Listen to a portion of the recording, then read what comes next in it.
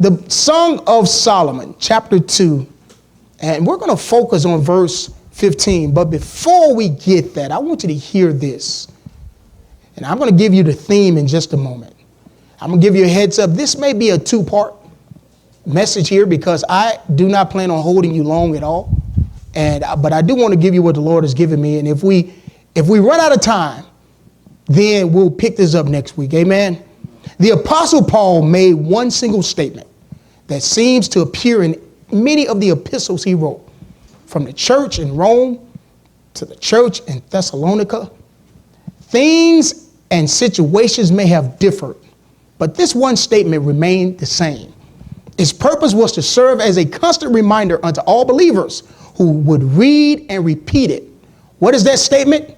I would not have you ignorant. Now, this statement was accompanied by information and instructions which could prove to be detrimental to one's spiritual development and growth if not taken seriously.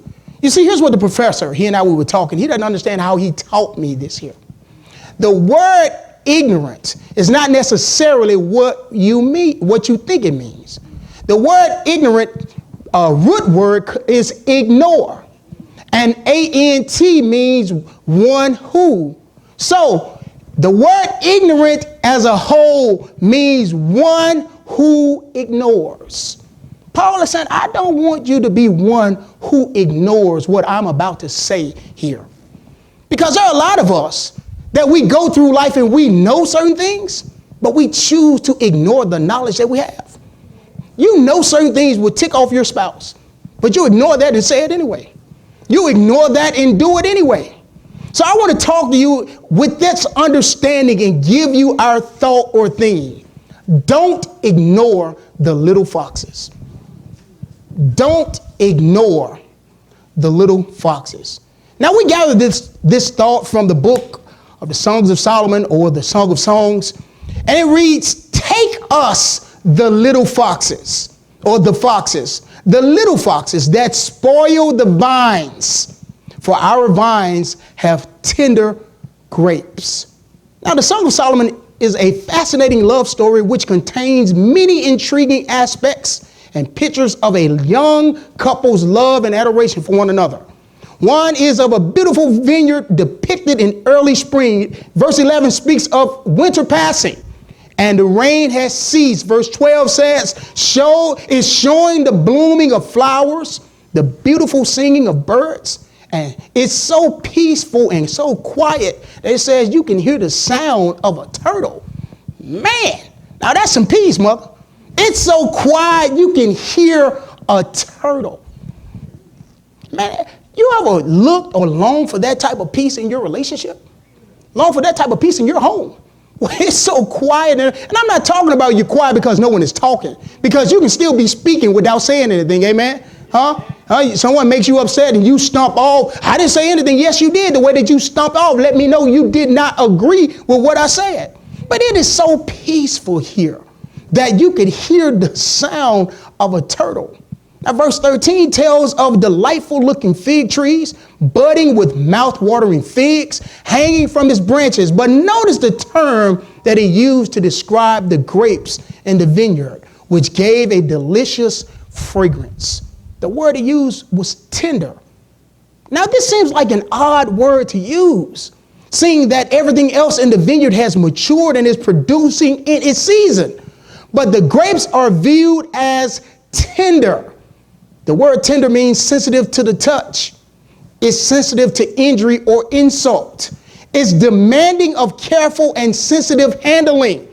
Easily tipped by an external force. Physically weak, not able to endure hardship. Listen to this good. So due to its tender state, the grapes are in a desperate need of attention if they are ever to mature, develop, fulfill, and match the delicious fragrance of its potential that it possessed.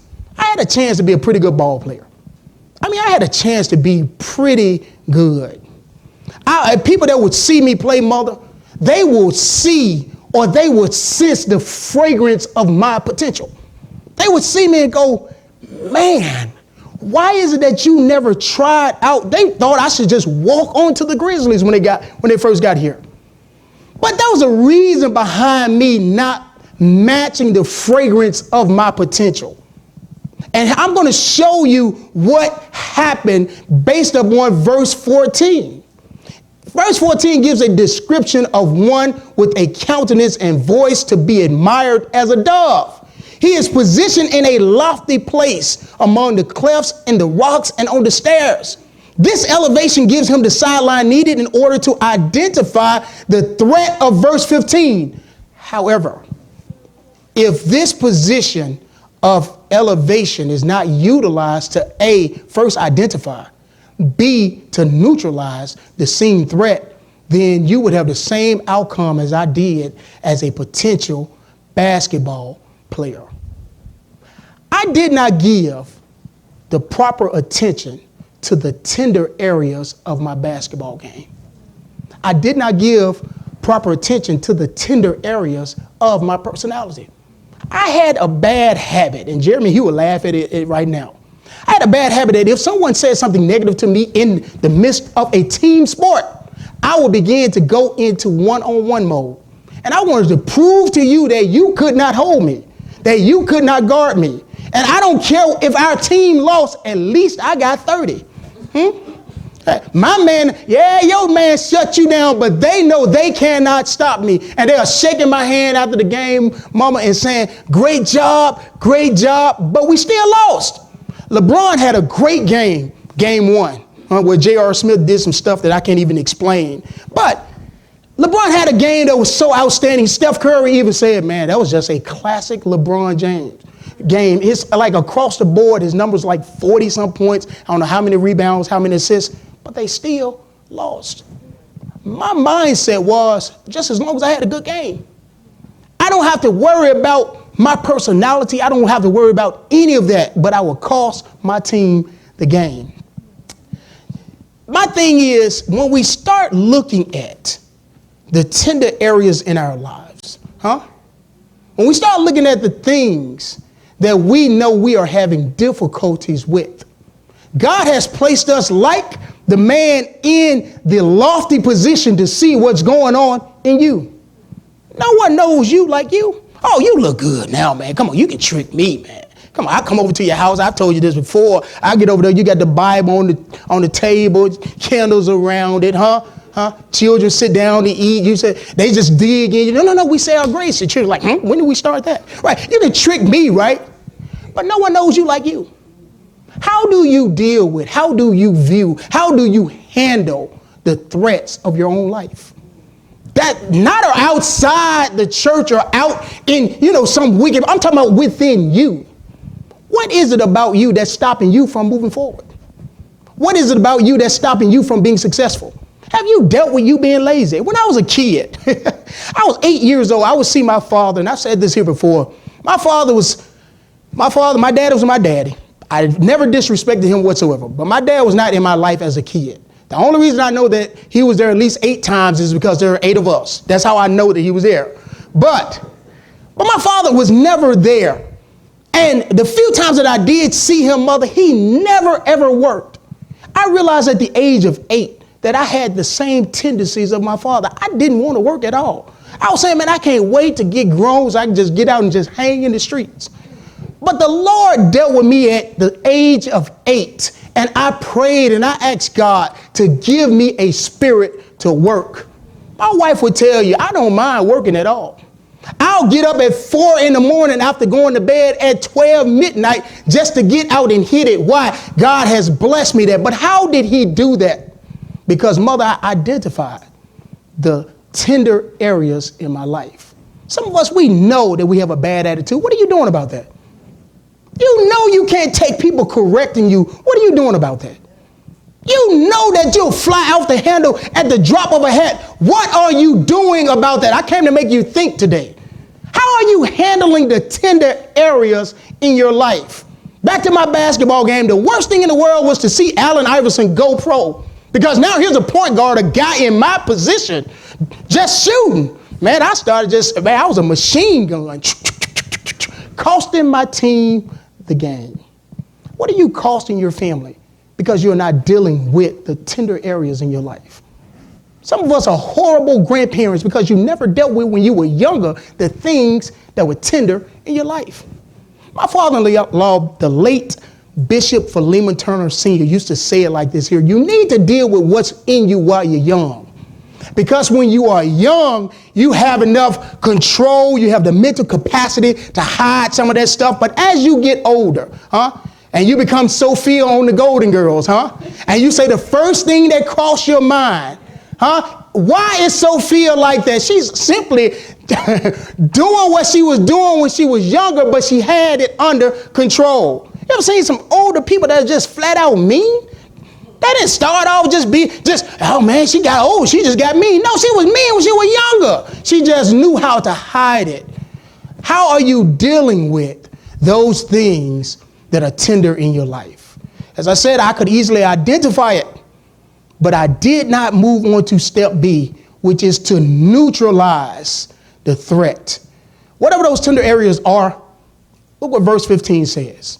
Verse 15 will tell us that they are targeted by the little foxes. Take us the foxes, the little foxes that spoil the vines, for our vines have tender grapes. The little foxes know they have no chance to eat the grapes once they mature, because at this time the farmer is completely aware of their ripeness and sweetness. The farmer cautiously watches for any threat, and so any attempt to infiltrate the vineyard will be quickly dealt with. This is why the little foxes come to eat the tender grapes before they are ripe. Thus comes the plea to capture or to take us and prevent them from spoiling the vineyard. Now, this is to give a spiritual awareness to the subtle dangers of the so-called little sins or little things that come to undermine the believer's love and dedication unto God. If ignored, it is just enough room for the adversary to come in and destroy you. That's why I said don't ignore the little foxes. Where you are right now, with what it is that the devil he's having a field day using the same temptation to get you. That's a little fox that he's dealing with you, that he is, messing you up, causing you to misbehave, the same sin. You remember when the children of Israel, those of you that study the scriptures, when they left Egypt, and here it is, they thought they were home free. I mean, they were rocking and rolling through the desert, they're singing, they're having a great time, praise God, right? Ding dong, the witch is dead, right?